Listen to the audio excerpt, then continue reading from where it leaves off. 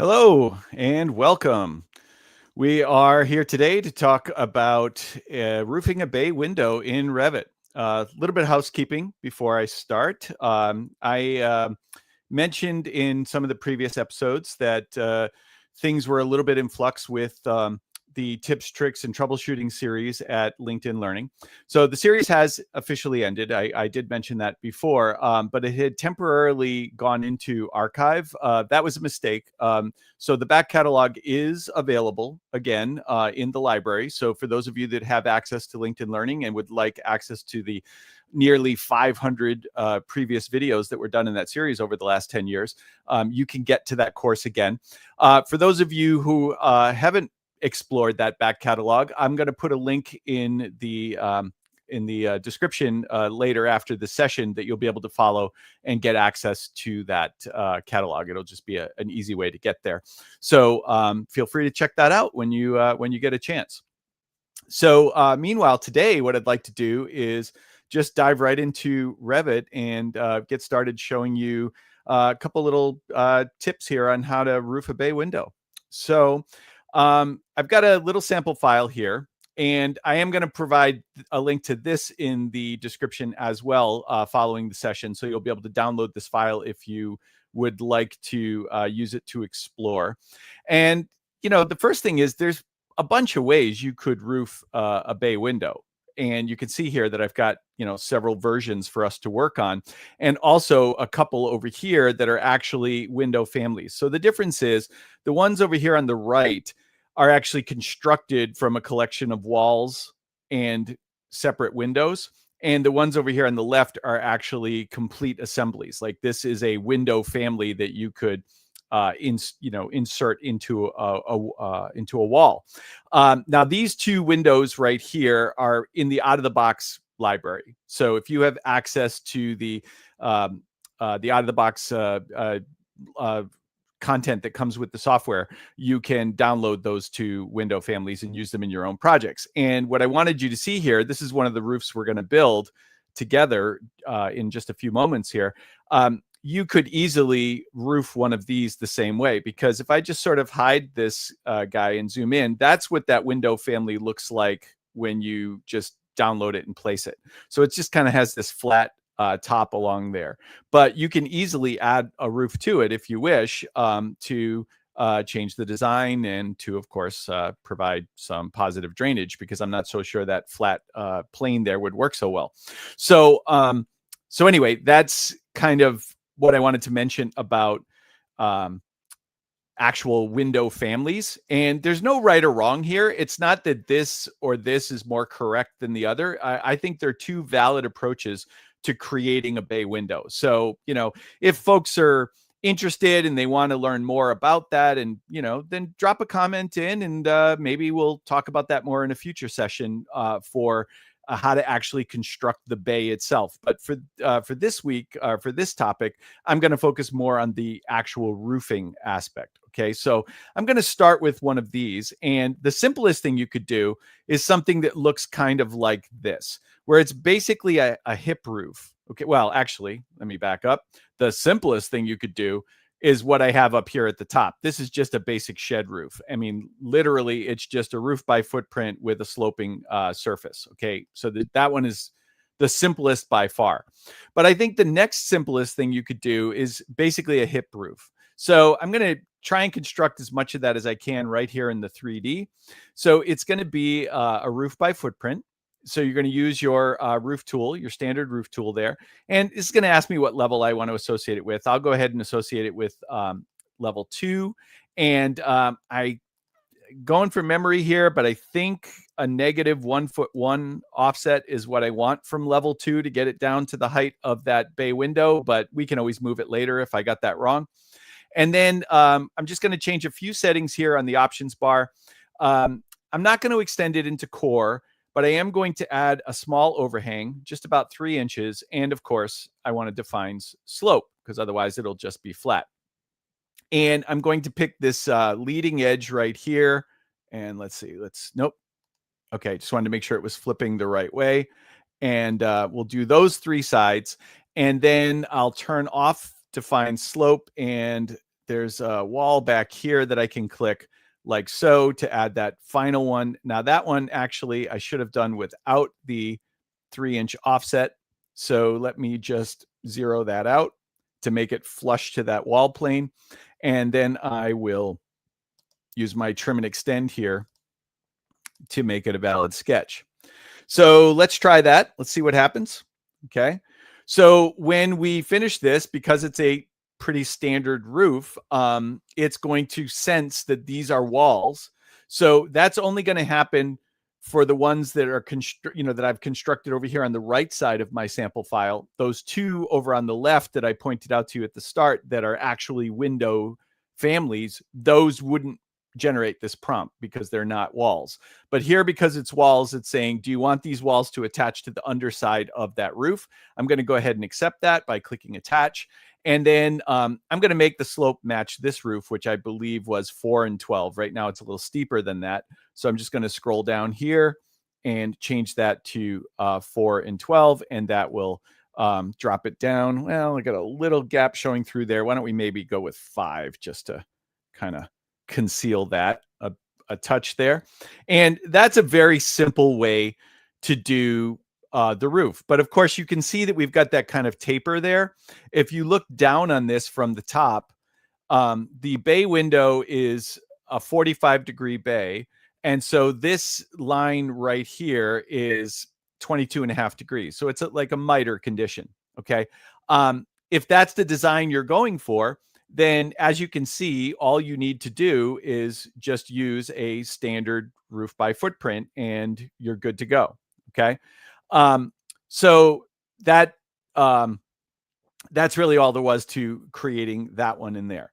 Now, sometimes a bay roof is constructed a little differently. So what you have instead is you have a kind of a square section first, okay, and that is really more like a shed, let's say, along this face, and then the two sides kind of slope up to meet it. And so I want to do that, but I also want to change the shape of the roof a little bit. So this sort of, gently sloping roof, I mean, that's perfectly appropriate. I'm sure you've seen plenty of bay windows like that. But sometimes, let's say it was like a copper roof, sometimes they have that sort of curve to them, is sort of like a shallow curve to the roof. If you wanted to do that, you're going to have to approach it a little bit differently. So I'm going to do these next two with that sort of curved, shallow curve. And then I'm going to do the first one more like this one, where it's still got the mitered corners. And then this last one here, I'm going to do with the straight segment and then the two angled sides. So in order to do that, you can't use roof by footprint, because roof by footprint is not going to support curved sides, curved planes on your roof. Okay. It's only going to be flat planes. So what we're going to do is two different approaches. For this one, I'm going to do the roof as an in-place roof. And then for this one down here, I'm going to use the extrusion roof. Okay. And both are appropriate. Excuse me. Both are appropriate, and there's pros and cons to each one. Okay. So let me start with the in-place roof here on this one.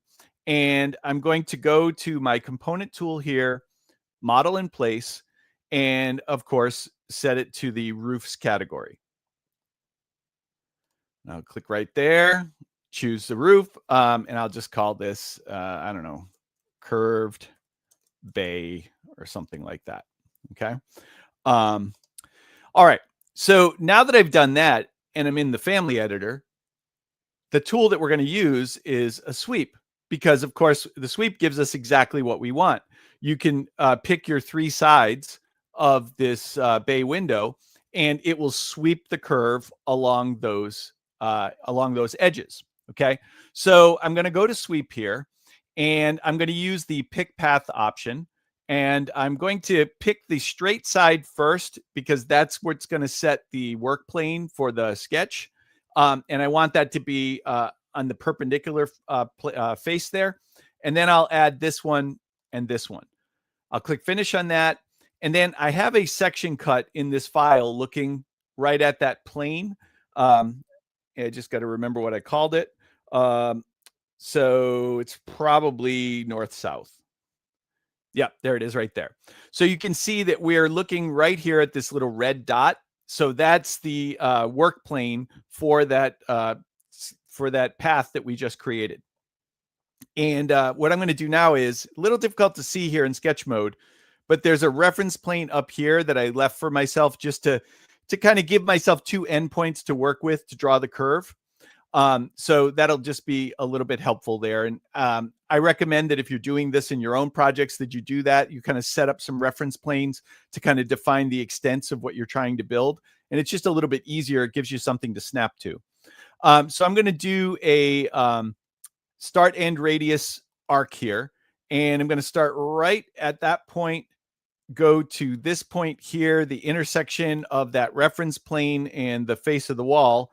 And then whenever I draw curves, I always kind of eyeball it first and I kind of see about how much curvature I want. And then I just type in a value that's close to what I see on the temporary dimension. So right now the temporary dimension says 5'10". So I'm just going to round that up to 6 feet. And it's going to basically give me essentially the same curve there. Okay. So now I'm going to cancel out of there. And I'm just going to take this and I'm going to stretch it just down a little bit. Now, I didn't put a reference plane there. If you want it to be that exact 3 inches that I used on the other one, you'd want to put a reference plane there that you could snap to. I'm kind of eyeballing that. So hopefully you guys will let me get away with that. And then I'm going to use my pick lines here and couple that with an offset. And I think I was using a, can't remember if I was using 2x4 or 2x6 rafters on this, but let's I think it was 2x4, so that's 3.5, and then some thickness for the roofing materials. So maybe about 4 or even 5 inches here if I want to exaggerate it a little bit. Oops, that's 5 feet. That's going to be really exaggerated. There we go. That's a little better. And I'm going to offset that curve, and then I'll do pick lines without an offset and do the face of this wall. And then finally, I'll just draw a vertical right here, trim all that up. And that is the profile. Let's go back to the 3D here so you can see it better. So that is the profile that we're going to move along that path. So now when I click finish and then finish again, it's going to create a very similar form to the one that we did back here. But of course, you can see that it penetrates through the wall in the background. So before you leave the sketch mode here, what you want to do is create an extrusion. And I'm going to put this on, I've created a number of reference planes. So I'm going to put this on the center work plane for the bay window and just draw a rectangle that's big enough. I can see here in the background where the sweep ends. So I just want to make sure that rectangle is big enough to cover that. And then if I go back to 3D and click or show you what that created, it's just a standard extrusion. So it went only 1 foot in depth. So what I'm going to do is just, I forget exactly how wide this is, but I think 6 ought to be enough. That looks pretty good. And then I'm going to do -6 in the other direction. So now I've got this box that's wide enough to go all the way through the roof form that I created. And then we're going to turn that box into a void. This is how I always do voids in the Family Editor. I like to get the geometry correct first, and then I turn it into a void and use it to cut the other geometry. That's just the habit I've gotten into. It works really well for me. It allows you to focus first on the void and then come back and use it as a cutter. And you can now see that we're slicing. You see that nice clean edge right along here. So we're slicing that along the face of that wall. I'll click finish, and there's our second roof form there. And it looks like I'm just about 5 inches was maybe just a little too tall. It probably should have gone with 4 inches. But we're just underneath that secondary roof. But of course, this still has the taper, right? So if we look at this from the top, okay, these two here are the same, right? They have that 22.5 degree angle there. because you're coming in and creating a miter corner. So if that's the form that you want for the roof, then essentially the footprint roof and the sweep are giving you the same form, right? But if you want this part to be square, okay, so if I just do a quick detail line here. So I'm just, I'm in 3D. I can't do it in 3D. Sorry. Let me go to a plan view here. If I want that to be square, so let's say something like this, okay? And then I want the two sides to angle up to that, then I've got to approach it a little differently, okay? Now, I could, let me reset this 3D. Okay. I could do it again as an in-place family. Absolutely could. I would just approach my sweep a little bit differently. So I would probably do an extrusion for the square part, and then either secondary extrusions cut with voids or sweeps or whatever. But I would basically construct it in three pieces. Okay, would be the difference instead of one continuous sweep. But we don't actually have to do that at all. So we can avoid using an in-place family at all if we just do it with extruded roofs. So an extruded roof is a different way of creating your roof. Okay, it's roof by extrusion.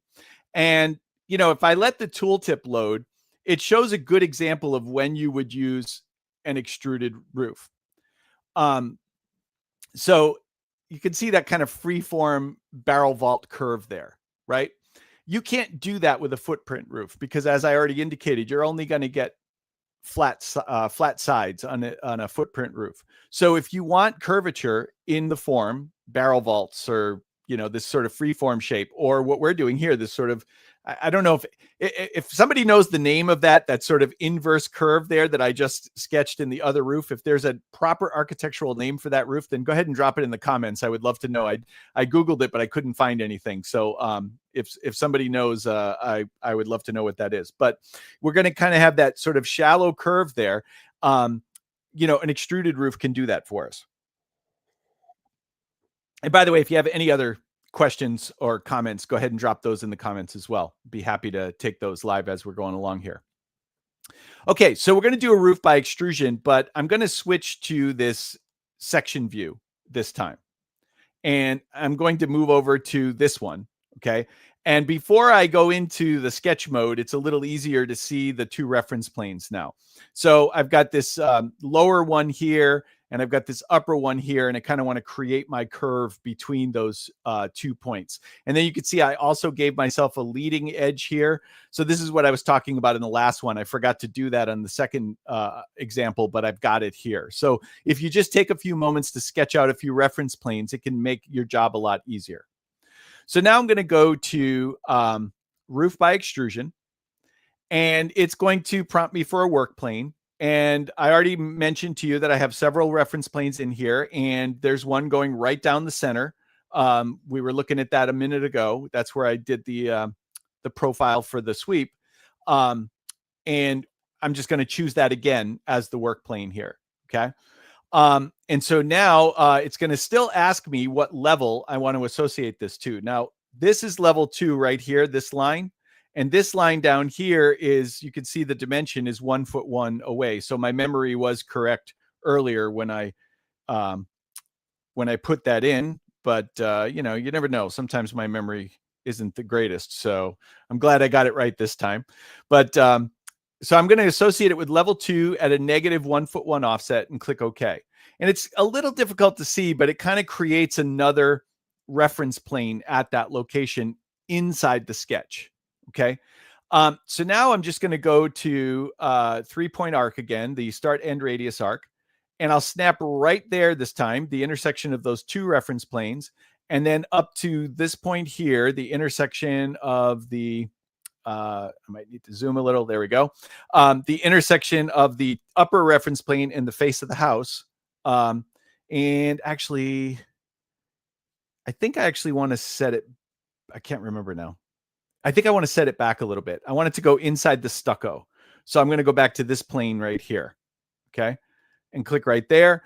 And then once again, I'll just sort of eyeball this, but I liked 6 feet before. So I want to just make sure it's giving me the concave curve that I want there. And then I'll put in 6. And that gives me essentially the same curvature that I have on the other one next door. And that's the entire sketch. So if you do it with extruded roofs, it's actually even simpler than sweeps because you don't have to create a closed shape. You just create basically the shape of the roof that you're after. And that's because over here, the thickness of the roof is going to come from the type you choose. And speaking of the type, I don't want a generic 9-inch roof. That's a little too thick here. I'm going to choose a different one. And I've got one in here. I thought I did anyway. I might have to create. Oh, no, there it is. I was going to say I might have to create it if it's not here. So this one is wood rafter, 6 inches with standing seam metal. Okay, so that's the one I'm going to choose. It's going to make it a little thinner. And then let's go ahead and click finish there. And you're going to see that what I was actually sketching was the top plane. I can never remember that. When I did the sweep one, I should have built my sketch down instead of up. But now I know if I'd have done this one first. So it projects down into that location. Now, if you look at this in 3D, when you roof with an extrusion roof, it's assuming you want to roof the entire building. So it saw a wall way off in the distance that has nothing to do with the bay window, but it projected the extrusion all the way back to that location. So what I do is I just take this grip at the end here and I drag it closer to where I want it to be. And then this number with the kind of, really precise fraction there, that's that left edge. So I'm going to change that. I think it's let's see. I think it's 2'7" We'll adjust that in a minute. And then I'm going to do this one, the negative amount. So I'm going from positive 2'7" to negative 2'7", and you can see that's a little narrow there. But if I open up a roof plan, I've got an upper plan here in the file. Of course, I provided myself a couple reference planes to help out here. So now all I have to do is take this grip and snap it to that reference plane, and this grip and snap it to that reference plane. And so the numbers are a little bit more random, which is why there was no way I was going to remember those. But where those two reference planes are is just the intersection of a 3-inch offset here and a 3-inch offset here. So you can see I just offset a reference plane at 3 inches, another one at 3 inches, and I just grab the intersection. And that's how we determine that chunk of roof. Okay. So that's the first piece. Okay. So that one is the easiest one, but you'll see here that I've also created some reference planes at 45 degrees, which run perpendicular to these walls, and then some corresponding sections. And what I'm going to do is open up one of those sections right here. And now you just create a second extrusion roof, but you use the curvature from the first one. Okay. Now remember, I was actually drawing the top edge and it extruded down. So keep that in mind when you're doing this so that you pick the right one. And again, it'll ask me for a work plane. And I'm going to open this up, and I've called these left and right, I believe. What did I call them here?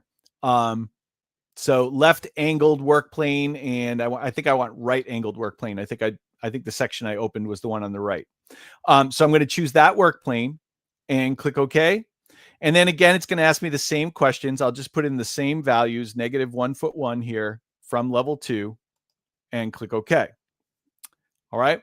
So now I'll use my pick lines here instead of drawing the arc myself this time. And I'll just simply pick the top edge of that previous roof that I created a moment ago.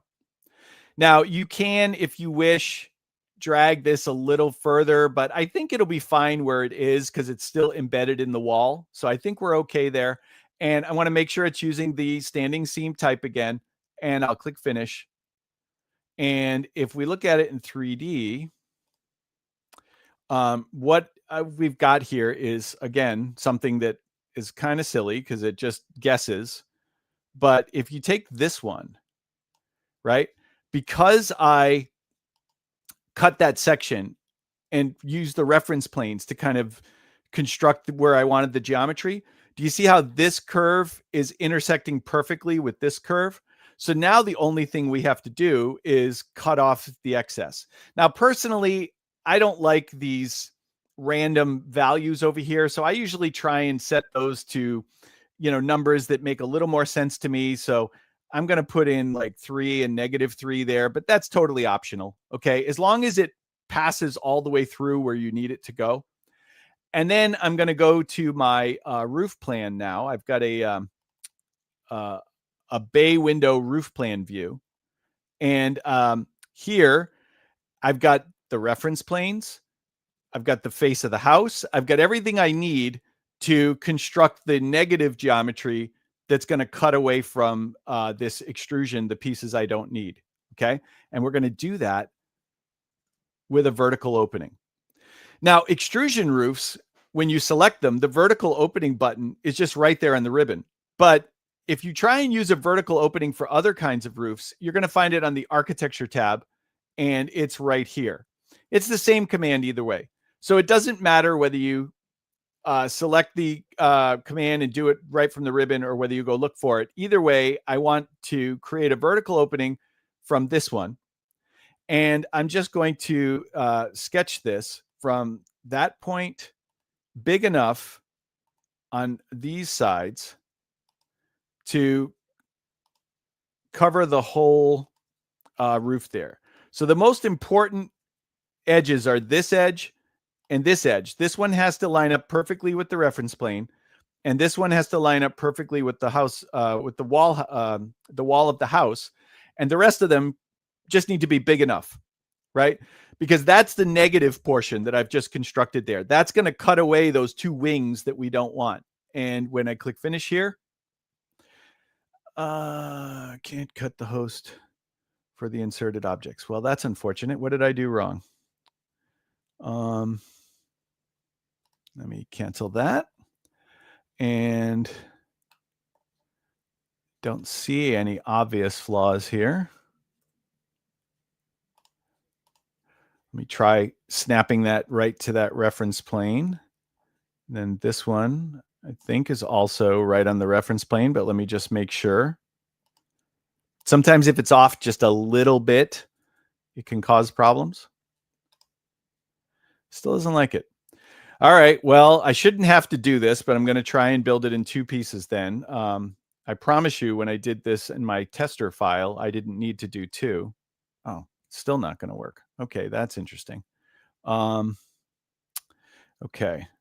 here's what I'm going to try. Sometimes you just get in the mind of Revit. I'm going to copy that whole sketch to my clipboard. I'm going to cancel this. And this should make no difference whatsoever. But I'm going to pick this roof first and click it this way this time and see if that makes any difference at all. I have no idea why that would, but you never know. Yeah. I have no idea right now why that worked. Okay.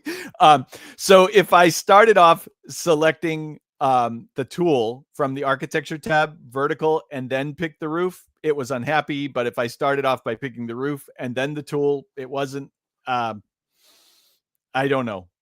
My apologies. I'm not sure why that's the case. But anyway, now I'm just going to take this one and mirror it, make sure copy is on, and mirror that to the other side. And we're almost there.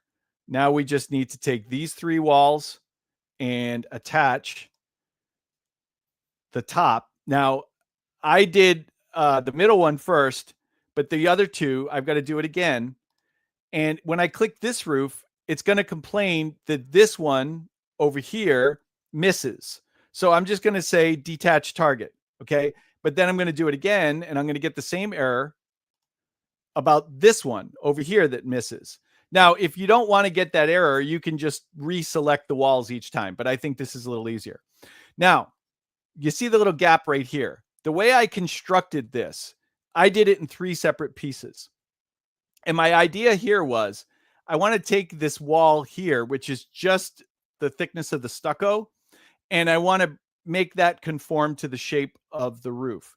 So I'm going to do attach again, but this time I'm going to attach the base, and I'll attach it to this guy. Nothing's working today. Like, it all worked in rehearsal. Of course, it always works in rehearsal. That's what live is, right? Okay. Well, that's really unfortunate. What did I do wrong there now? I mean, everything looks good. Maybe I was supposed to go to this line. Let's see. What's this wall here? Oh, this is one wall. I thought I had separated that into two walls. Huh. Okay, so let me try this. Let me see if I have the wall in this file. Let me go to finish face exterior and see if I have stucco only in here.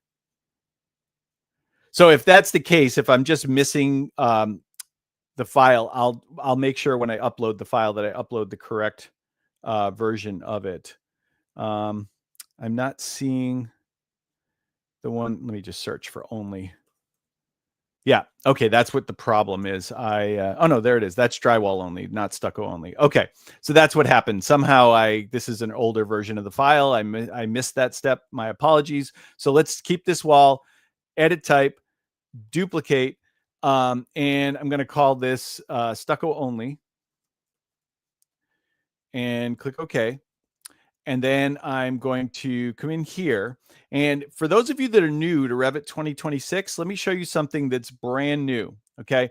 First of all, this isn't brand new yet. I'm going to delete the drywall and the membrane. That's not brand new. This is brand new. I'm going to delete the structural layer. Couldn't do that before Revit 2026, but notice how my core can be empty now. Okay. I think I snapped to the, substrate. So I'm going to remove the substrate as well. Okay. So that this new wall I'm constructing is just these two outermost layers. And let's click OK and OK again. And so now that wall is sitting right there. Now I need to come back and add, take this wall and move it up, but we won't see that from the exterior. So I'll skip that step for now. And hopefully now this will not misbehave. There we go. Yeah, I think when I was practicing this, I realized, oh, see, that one's going to misbehave. That's annoying. Yeah. Okay. Well, I will get the right file posted. I mean, it worked really nicely here, right? And you can see it in the section that this wall is attached. Its base is attached to this. And there is a version of this file where it worked on the two wing walls, but because you've got all these curves and they're all coming together at tight angles, it can be really fussy in that location, as you're seeing. So sometimes we're getting those errors. Of course, I could just cheat and pull this down. That would, of course, cause a new error. It's just making me crazy here. Let's do it that way and see if Revit. Yeah. Okay. For some reason, like, I'm going to have to do a wall join and whatever else. So, okay. Anyway, I have a version, let me show you the version. I'll open it up. I have a finished version where I've solved all of that. Revit. Okay. So, if anyone's got a question while I'm finding this file, please feel free, please feel free to drop it in the comments and we can take a look.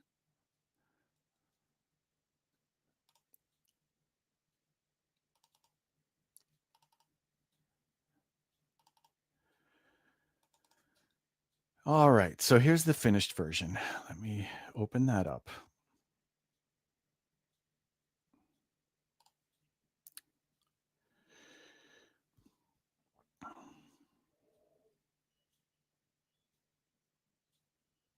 Of course, the roof looks really nice, right? But yeah, here we go, right? So you can see in this one, it's one wall. You can kind of see it ghosted in, how it did attach successfully to all three. So admittedly, when I was doing the prep for this, I had to rebuild it a couple times because it sometimes exactly the same geometry, it would sometimes fail and other times it wouldn't. It was being a little fussy. So definitely with the curved geometry like this that's attaching at different angles, um, you can expect that sometimes you're going to get some of those errors like I saw there. But I did want to at least show you that it is possible to get there. I just don't know what's different about this final version of the file that it didn't like in the other version. I built it exactly the same way. So anyway, I will get an updated version in the comments. And you know what? I'll put the finished version in there too. Why not? I'll put both versions of the file. So you can't see. What can't you see, Dana? Why is Revit closer to witchery than science? I wish I had the answer to that. Sometimes you're absolutely right. It can be like witchery. We just see the teal screen. Is that true for everybody that you're not seeing my Revit right now? Well, now you're seeing me, but maybe it was just a delay in switching us over. How about now? We'll give it a couple seconds for any lag there, but so Dana, let me know if you're still having issues there. But anyway, this you can see is, or hopefully you can see, is what I was talking about, where it's a square-sided shed roof, shed style roof, but it is the other two meeting up to it, right? So you can see it's slightly different. You don't have the miter here like you do over here. And both of those roofs are perfectly valid. When I do my morning walk around my neighborhood, I see both designs prominently. It just depends on the designer, of course, right? Now, I guess while I'm here, one thing that you can do over here, see it now, great, long delay. All right, thanks, Dana. So what you can do over here is, this is just a model pattern. So if you want these seams to match up, you can tab in, select this, and I'm just going to eyeball it. Whoops. Oh, no, that's not it. Hold on. I was moving the whole roof there. All right. Pick just the line. Okay. I have to tab in. Oh, come on. Why is that not? Nothing's working all of a sudden. That is like, oh, because maybe I'm in 3D view. Let me do it from a roof plan. Okay. I guess I just learned something new there. You can't do that in this is roof plan, but that's cutting through it. Oh, you know what? This is back in the other file. I have two files open now. This roof plan. There we go. Okay. So let me tab in here.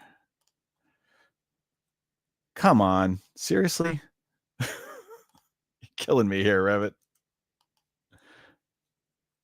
Yeah, I don't know why it's doing that. So annoying. Is it because it's on a curve? It must be because it's on a curve. Yep. That's what I was trying to show you, right? So I guess on the curve, we're going to have to try and move those model line or that model pattern a different way. Honestly, never discovered that before. Okay, it's working from this vantage point. See how it's just moving the model pattern? I don't know. Witchery, right, Mikhail? Witchery. So anyway, typically you should be able to move a model pattern to adjust where those lines occur.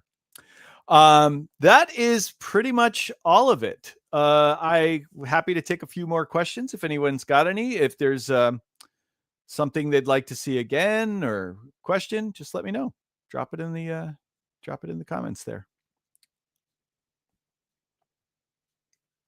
You do that and I'll drink coffee.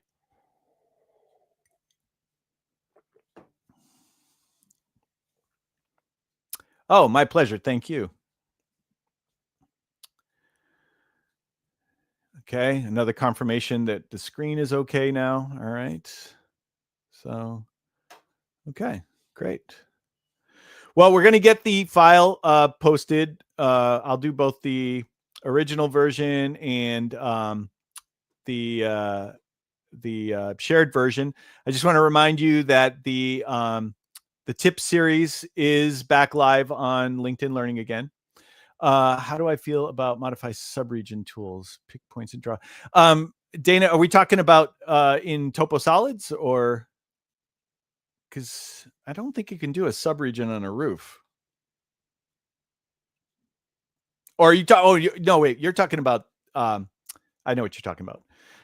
Sorry, not subdivisions. You're talking about sub elements. Yeah, of course, duh. So if I had just a flat roof with no defined slope, this guy, right? And then these guys here. I got to be perfectly honest. I haven't tried building this particular roof with those tools, but I don't see a reason why we wouldn't be able to get similar results. If I took this and, I mean, it should work. So yeah, that's yet another way that we could do it. Thanks for reminding me to think about that. I didn't even occur to me to try it. You're still not going to get the curved edges. You could do a bunch of little points, but they would all be faceted. So I don't love that unless the roof's actually going to be constructed that way, right? But if they're going to curve the metal and it's going to actually have a smooth curve, then I think the extrusion roof is a better choice. But for something where it's square sides or angled sides, like the one I just sketched there, I think it could be perfectly fine. Yeah, absolutely. So that's another possibility as well. Love the live, but yeah, that's what we do. That's what you do too. So you're up. I'm tagging it over to you, Dana. By the way, everybody should check out at Dana Mobim. Dana's a good friend, and she has a wonderful YouTube channel. So now I just put her on the spot. She's going to have to get her next episode posted. So she's like, "Uh-oh, I got to get out of here." Maybe there's a way to do this with Dynamo. I'm sure there is a way to do this in Dynamo. And Dana, there you go. We're going to hand that one over to you. That's perfect for you. So maybe tag accepted. There you go. Perfect. So see if you can come up with a way to create similar roofs here in Dynamo for us in your next session there. All right, folks. If there are any final comments, let me know. Otherwise, I will let you get back to your days. And thank you so much for joining me today. Do check out the back catalog on LinkedIn Learning for all the previous tips. And I will put a link in the description shortly. And also check out this channel where we're starting to build a back catalog as well. So both places are good places for you to kind of have bookmarked. And of course, if you haven't already, like and subscribe. Of course, the drill on YouTube. That helps a lot. And if you're watching on LinkedIn, follow me there and like and subscribe there as well. So, all right. Thanks, everyone. Until next time.